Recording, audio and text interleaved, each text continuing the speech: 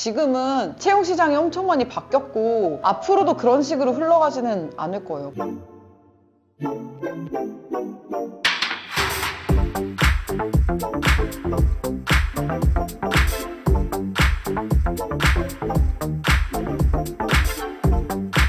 학교 생활과 스펙과 학점에 관해서 여쭤볼 건데요.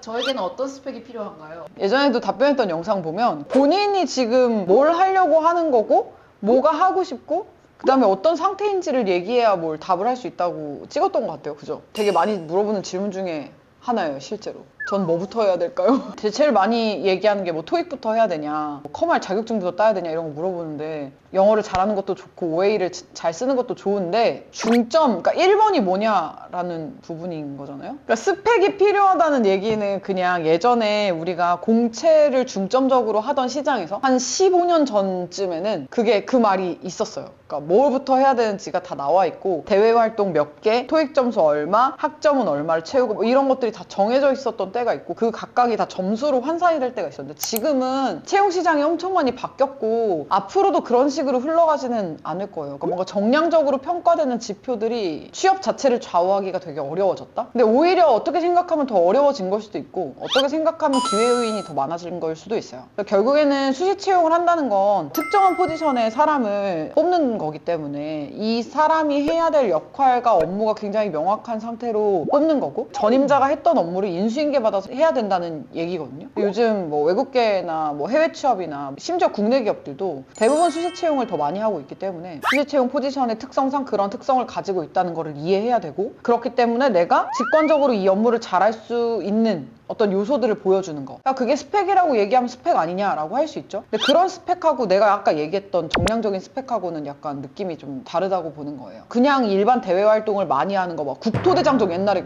혹시 알아요? 국토대장정하고 막 그게 뭐 배낭여행하고 이게 스펙이었었던 때가 있어요. 이게 스펙이어서 이거를 자소서나 면접 현장 가서 꼭 얘기해야 될 때가 있었고 교환학생 얘기를 해야 될 때가 있었어요. 근데 지금은 교환학생, 국토대장정, 배낭여행 그냥 개인적으로 경험을 참 많이 하셨네요. 풍부한 사회 경험을 하셨네요 정도로 얘기는 할 수 있지만 이게 어떤 내가 이게 업무적으로 드러날 수 있는 어떤 성과의 표현이나 아니면 내가 어떤 목표를 잡고 그 목표 지향적으로 내가 나아가고 있다는 걸 보여주기엔 굉장히 어려운 요소들이라는 거죠. 약간 트렌드가 많이 바뀐 것 같아요. 그런 측면에서 봤을 때 지금 시장의 트렌드, 현 취업 시장의 궁극적인 인재는 직무적인 역량이 필요한 것 같아요. 그래서 그런 부분의 맥락에서 내가 갖춰야 될 것들을 찾아야 되는 게 맞는 거고 그래서 이걸 뭐 일종의 스펙이다라고 하면 스펙이다라고 할 수 있는 게 대기업에 최종 합격하는 친구들 보면 뭐 예를 들어서 내가 인사나 채용 쪽으로 가려고 하는데 동아리원들을 모집했어요 이런 게 아니라 진짜 인사 채용을 가지고 뭐 논문을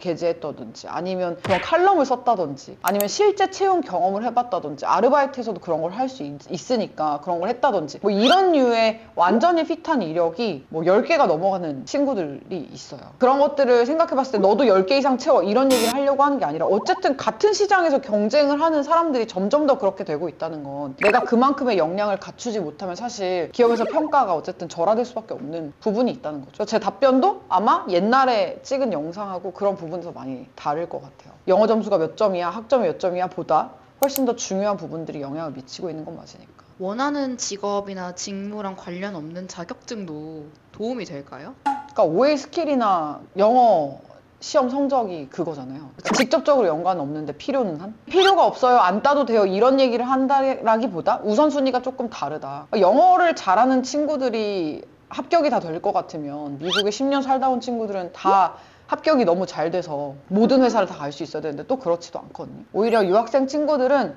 한국 친구들이 이제 취업을 준비할 때 대부분 학업에 열중하고 있었기 때문에 그렇다고 한국 친구들이 학업에 또 열중을 안 한다는 그런 의미는 아니고 자꾸 비꼬아서 생각할까 봐 국내 시장에 대한 취업 정보 자체가 유학생들한테 제한적일 수밖에 없고 요즘 친구들이 뭐를 하고 있는지 한국 시장이 어떻게 돌아가고 있는지 이런 것들에 발빠르게 대처하기가 쉽지 않아요. 환경적으로. 한국에 들어왔는데 막상 취업 준비하려니까 뭘 해야 될지 모르겠다. 어디서부터 시작해야 될지 모르겠다 하는 얘기가 사실 거기서부터 있는 거고 그렇게 따지면 영어 잘하면 다 합격 잘 되는 것 같으면 그런 해외들 나온 친구들은 합격이 다 잘 돼야 되는데 그렇지도 않아요. 어쨌든 중심이 되는 건 내가 직무로 수행할 수 있는 역량을 계속해서 검증해야 되는 거고 이 연차에 따라 또 계속 바뀌어요. 내가 지금 2년차에 입사를 하려고 하는 건지 업무 경력을 가지고 같은 직무로 혹은 같은 직급으로 이직을 하려고 하는 건지 아니면 상승 이직을 해서 업무 자체를 디벨롭을 시키려고 하는 건지 예를 들어서 데이터 애널리스트를 했는데 내가 데이터 사이언티스트나 엔지니어가 되겠다라든지 완전 패러다임이 바뀌는 거기 때문에 그런 측면에서 이제 해줘야 될 것들이 계속 있는 거죠. 여튼 비관련 자격증이 취업에 직접적으로 영향을 미치냐라고 물어본다라는 건 그렇진 않다. 근데 이게 또 대기업은 다르거든요. 이게 또 나눠서 생각해봐야 될 부분인 거죠. 대기업 같은 경우는 학점이랑 영어 성적 자체가 커트라인으로 결정이 되어 있잖아요. 그거 못 맞추면 일단 지원 자체를 못하는 거기 때문에 거기서 얘기를 할 수가 없는 거죠. 그럼 예를 들어서 내가 지금 지원 점수도 안 돼서 지원 자격이 안 되는데 라고 하면 당연히 지원 자격부터 만들어야 되는 게 맞는 거죠. 근데 또 어떻게 생각하면 내가 지원 자격이 안 되기 때문에 그냥 대기업 그냥 버리고 나는 나머지 다른 쪽으로 지원을 하겠다라는 것도 현명한 방법일 수 있어요. 이미 졸업을 했다면 더더군다나 학점을 바꿀 수가 없는 거기 때문에.